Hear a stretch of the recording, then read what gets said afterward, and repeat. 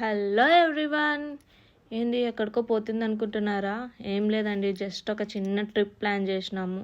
చిన్నదేం కాదు, పెద్దదే. మేమైతే కాశ్మీర్కి పోబోతున్నాము.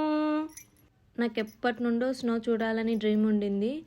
సో స్నో ప్రెడిక్ట్ చూసుకొని మరి ఫ్లైట్ బుక్ చేసుకొని అయితే మా జర్నీ స్టార్ట్ చేసినాము. సో నా జర్నీ అయితే మీతో షేర్ చేసుకోవాలనుకుంటున్నాను. ప్యాకింగ్లో వచ్చేసి కోల్డ్ ఏరియా కాబట్టి కొంచెం స్వెటర్ మోడల్లో ఉన్న క్లాత్స్ అయితే పెట్టుకున్నాను. ఫస్ట్ మేము ఇక్కడ కర్నూలు టు బెంగళూరు అయితే వెళ్ళాలి. అక్కడ నుండి ఫ్లైట్ ఉందన్నమాట. అరౌండ్ 7:30 ఆ టైంలో అయితే మా బస్ జర్నీ స్టార్ట్ అయిపోయింది. ఆన్ ద వేలో హోటల్ రవితేజ దగ్గర డిన్నర్ కోసం అని ఆపినారు. సో అక్కడైతే ఫుల్ కడుపు నిండా వెజిటేబుల్ రైస్ అయితే తినేసినాను. మార్నింగ్ 7:30 టు 10:30 వరకు ఫ్లైట్ జర్నీ ఉంది కాబట్టి టిఫిన్కి వీలవుతుందో లేదో అన్న ఉద్దేశంతో అయితే నైటే మొత్తం కడుపు నిండా తినేసి వెళ్దామని అయితే అనుకున్నా.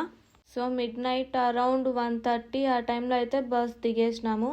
అక్కడ క్యాబ్ పట్టుకొని అయితే ఎయిర్పోర్ట్కి మా జర్నీ స్టార్ట్ అయిపోయింది.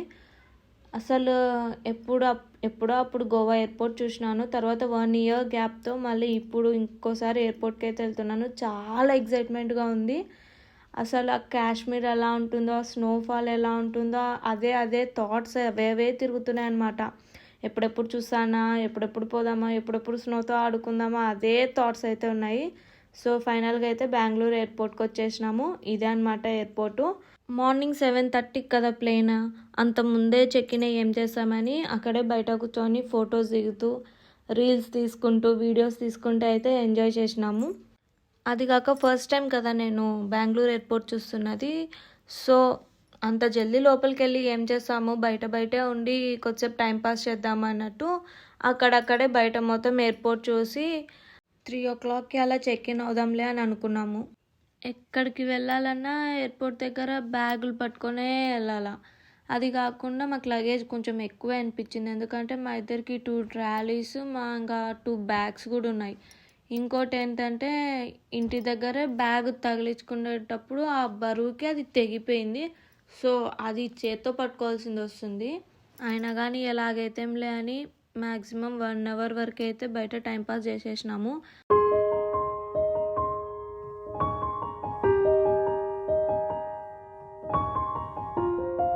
అరౌండ్ 2:45 ఆ టైంలో అయితే చెక్ ఇన్ అయిపోయినాము. నాకైతే కళ్ళ మీద ఉంది నిద్ర. ఫుల్గా నిద్ర వస్తుంది. అసలు కూర్చోవడానికి కూడా జాగా లేదనమాట. అందరూ 2 చైర్స్ తీసుకొని హ్యాపీగా పడుకున్నారు. మార్నింగ్ ఫ్లైట్ ఉన్న వాళ్ళంతా ఇంకా అక్కడే సెటిల్ అయిపోయినారు.